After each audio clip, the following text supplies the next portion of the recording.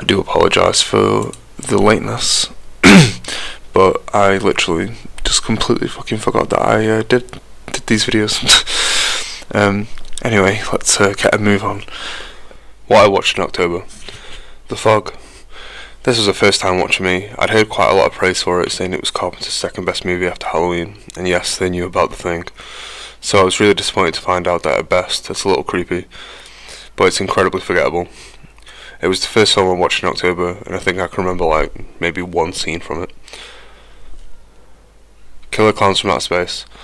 I couldn't tell you how many times I've seen this movie. I'd call it a guilty pleasure, but I don't feel guilty about it at all. It's not a good movie, but fuck me if it's not entertainingly stupid fun. The clowns are hilarious and dumb, whilst being brutal at the same time. The dialogue from just about everybody is so bad, it's incredible. And one thing that is absolutely no debate whether you like the movie or not is how incredibly creative the kills are. I'll always love Killer Clowns from Outer Space, and nobody can tell me different. The Burning.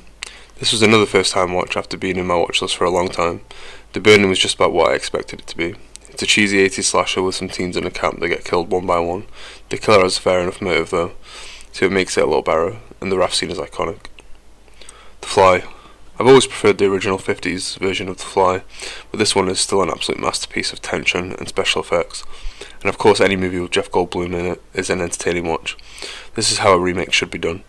It's not a shot-for-shot recreation, it takes the original story and does its own version of it, and did it spectacularly.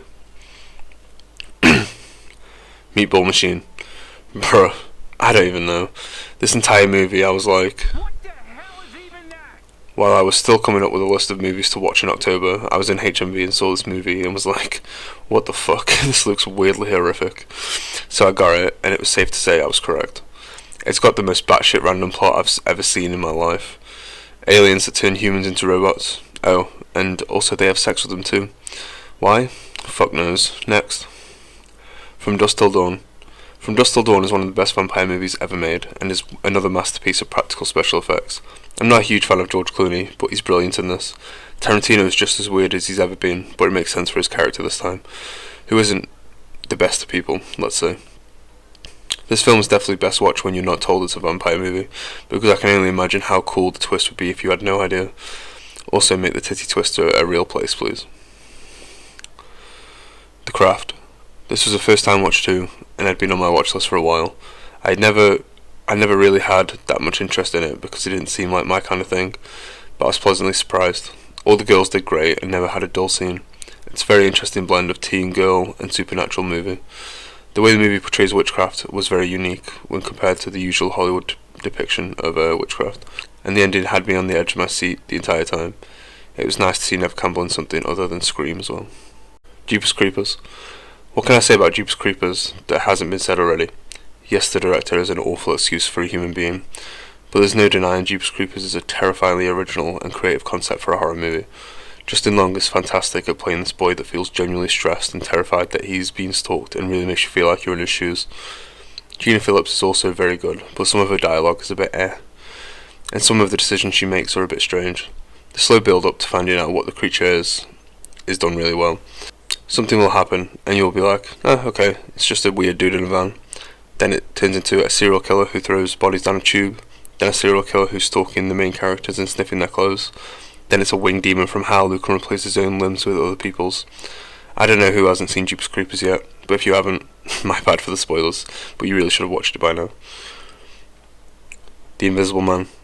One of my favourite horror movies of all time. The Invisible Man focuses on a woman who escapes her abusive partner, only to find that his presence is still haunting her everywhere she goes. The Invisible Man was one of the biggest shockers I'd seen in a long time, with how good it was. Elizabeth Moss portrays a broken and stressed woman brilliantly, and is super underrated as an actress.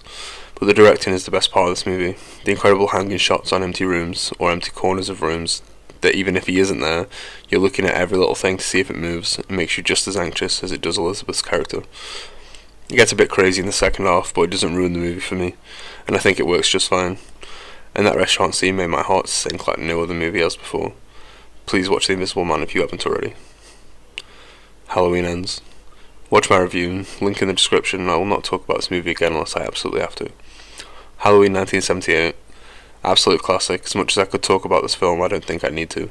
I don't like it as much as most horror fans do, but that's about as unique as I can be about my opinion. Halloween 2018. I didn't realise how odd this opinion was until I started watching reviews for it for inspiration. But this is the best Halloween movie in the franchise for me. Took everything good from Halloween 1978 and put it on steroids. The kills are better, Michael's better, the tension and fear factor are better, and this is the most brutal Myers we've had to date, and I love it. Halloween Kills. Halloween Kills is Halloween 2018 without the interesting non-Michael stuff, and with returning characters from the original that have surely lost some brain cells since 1978 because they're fucking stupid.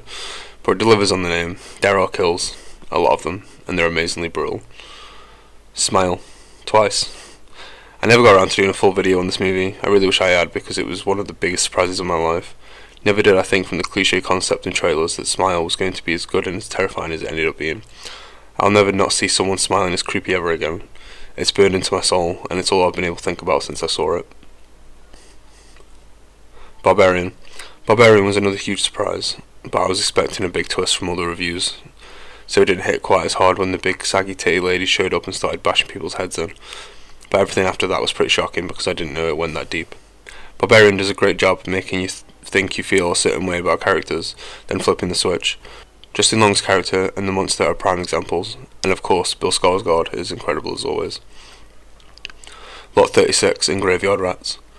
The first 2 episodes of Cabinet of Curiosities didn't disappoint. Lot 36 is a story of a veteran who finds more than he bargained for when he purchases a storage unit after its owner's death.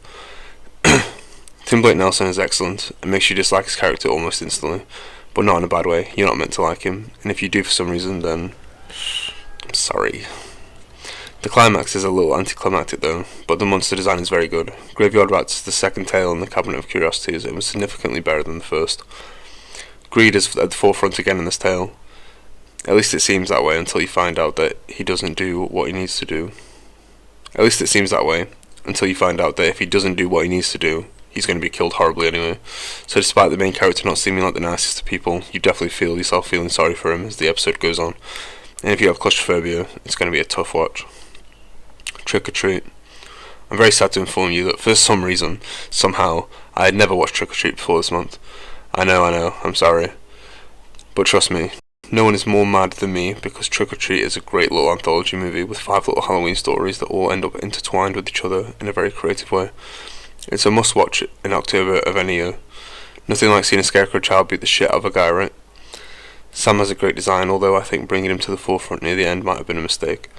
I feel like he works so much better lurking in the background and showing up minimally, like when he comes to the door to Trick or Treat. Absolute Halloween classic though. November. Terrifier. Art the Clown is a terrifying presence and acted amazingly by David Howard Thornton, that saved this movie from just being another unoriginal killer clown movie with his unique portrayal and the gore. Oh god, the gore. Director Damien Leone knows that a silent and motiveless antagonist is the scariest type of villain, and he does it perfectly. Terrifier 2. Terrifier 2 is everything good about Terrifier on steroids. You thought the gore was impressive and over the top in the first movie, well, you ain't fucking ready for this one, believe me. Art is just as creepy as before, but this time he is a sidekick. The whole thing is still really confusing to me, to be honest. Not sure if I liked it or not. There's actually a story this time too, with characters making realistic choices. The supernatural element of Art is very confusing still though.